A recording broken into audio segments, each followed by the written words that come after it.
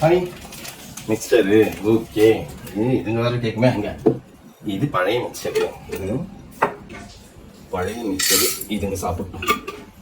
இதில் வேறு அது வேறு இருக்கா, அது கொஞ்சம் இது பண்ணல. புது மிக்சரு நமக்கு.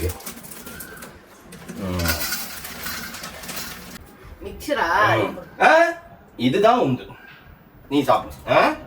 பகிர்ந்து சாப்பிடணும். இது உண்டு, இது எந்த கொடுக்கறத சாப்பிடு. ஐயோ ஐயோ ஐயோ ஐயோ.